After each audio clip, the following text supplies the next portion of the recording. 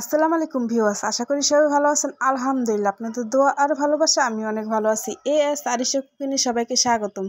তো আজ আমি লেজ ভর্তা বানাবো, সেটাই আপনাদের সাথে শেয়ার করার সাথে পেঁয়াজ ভর্তা বানাবো মাওয়া ঘাটের মতন।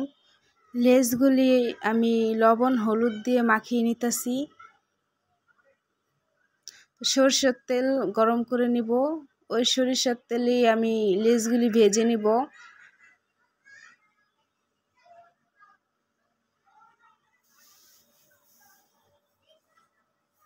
এখন আমি উল্টিয়ে দিব।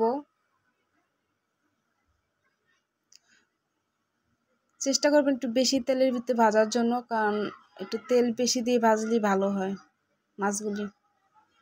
মাছগুলি ভাজা শেষ। এই তেলের ভিতরে আমি শুকনো মরিচগুলো ভেজে নেব।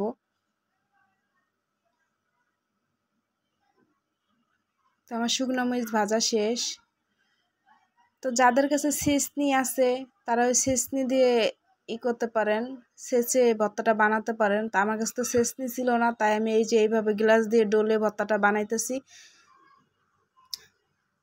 এখন আমি কাঁটাগুলি বেছে নিব। এভাবে কাঁটা বাছতে খুবই সুবিধা। আর কাঁটা বাছা যে এত কষ্ট,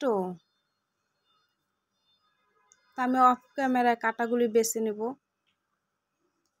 এখন আমার কাঁটা বাছা শেষ। এখন আমি শুকনো মরিচগুলি ডলে নেব। পেঁয়াজগুলি দিব, সাথে একটু কাঁচা মরিচ আর ধনিয়া পাতা। ওই গ্লাসটা দিয়ে আবার ভর্তাটা বানিয়ে নিব। এখন তা আমি যেইভাবে ভর্তা বানাইতেছি আপনারা এইভাবে ঠিক এইভাবে ভর্তাটা বানাবেন, অনেক ভালো লাগে, মজা লাগে খেতে।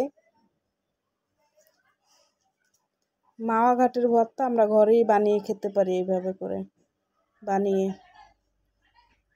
তো যে লেজটা যে ভেজেছিলাম ওই ভাজার তেলটা আমি এখন দিয়ে দিছি।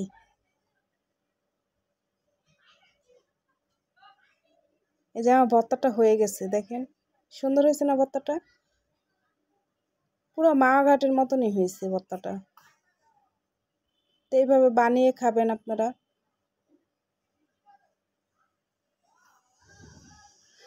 তো এখন আমি পেঁয়াজ ভর্তা বানাবো। পেঁয়াজ ভর্তার জন্য কাঁচামরিচ ধনিয়া পাতা দিয়ে দিছি, আর এখানে দুটো শুকনো মরিচ আমি ডলে নেব হাতে। এটা হাতে মেখে ভর্তাটা বানাবো। এখন একটু সরষের তেল দিয়ে দিব।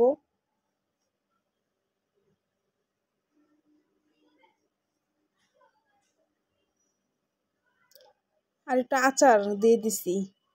আচারটা দিলে এটা খুব ভালো লাগে খেতে। আচারটা দিলে গ্রানটা খুব সুন্দর আসে। যেমন ভর্তাগুলি বানানো শেষ।